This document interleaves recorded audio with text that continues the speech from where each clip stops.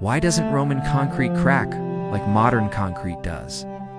Today we visit Rome to take a look at some amazing buildings made of Roman concrete. Meet a scientist who's been researching Roman concrete. Find out why the Romans used a special ingredient in their concrete that we do unuse anymore. When you go to Rome, there's one famous place you have to see, the Colosseum. You can tell immediately that it was built a long time ago. But what really amazes me is that most of it still stands today. It hasn't fallen apart or been destroyed, and you can even walk around inside it. But the Colosseum isn't the only structure left behind by the Romans.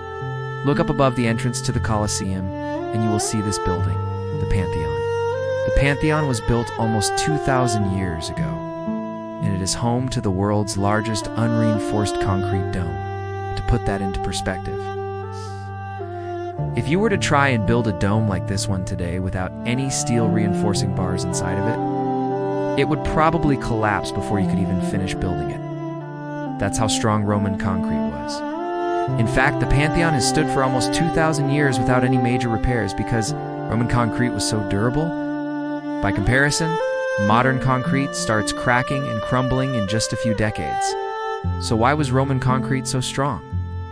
Well, it turns out the Romans had a little bit of help from nature. See, the key to understanding Roman concrete is understanding the Romans' engineering methods. And the reason they were able to make such large structures is that they used a very clever trick. They added something called pozzolana to their concrete. The Romans weren't the first to discover this. In fact, the ancient Greeks used it too. Pozzolana is a type of volcanic ash that comes from certain volcanoes. The most famous pozzolana is from a place called Pozzoli, near Naples in Italy. Now you might be thinking, why would they add dirt to their concrete?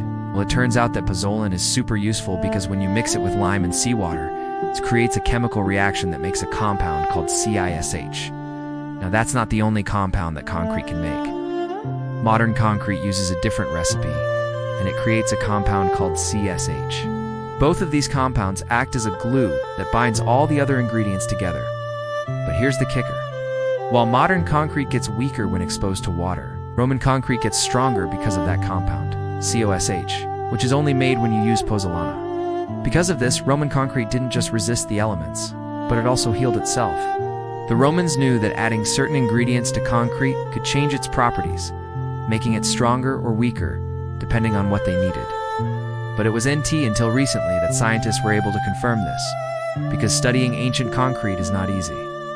It's hard to find samples of well-preserved Roman concrete. Most of it has crumbled away over time. But in 2017, a group of researchers led by Admir Mazik from the University of Vienna in Austria found a way to use electron microscopy to study thin sections of Roman concrete. They discovered that Roman concrete actually becomes stronger when exposed to water. You see, during the mixing process, the quicklime reacts with the water and creates microscopic cracks. At first, these cracks make the concrete look less dense. But over time, the cracks close up and fill with minerals, making the concrete more durable.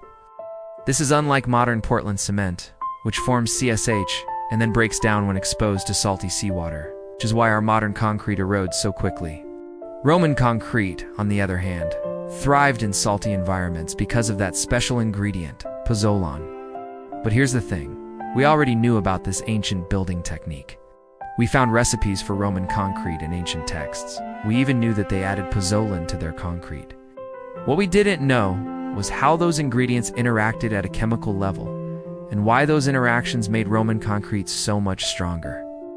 Now we know that Roman concrete was not just stronger, but also more eco-friendly than modern concrete, because it required lower temperatures to set, meaning lower carbon dioxide emissions, a longer lifespan and fewer repairs. So why don't we use Roman techniques to build modern structures? After all, if it worked 2,000 years ago, it should work today, right? Well, it turns out that modern engineers are actually trying to do exactly that. There are several ongoing projects using Roman concrete to build seawalls that will last centuries, as well as containers for nuclear waste that won't degrade for thousands of years. Who knows?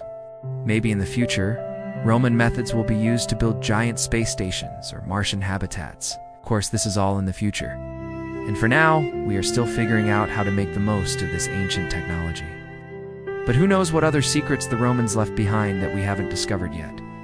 If you want to learn more about Roman concrete, I recommend checking out the article in the description below. It has more details about the science of Roman concrete.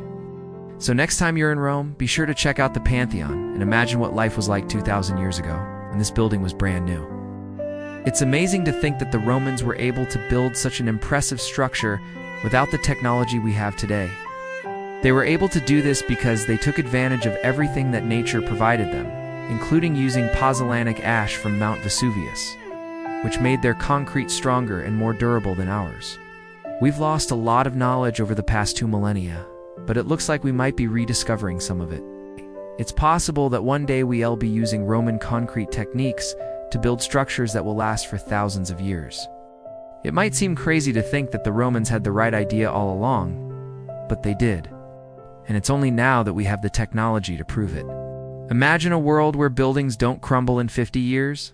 Rome wasn't built in a day, but what they built might just last forever. Thanks for watching.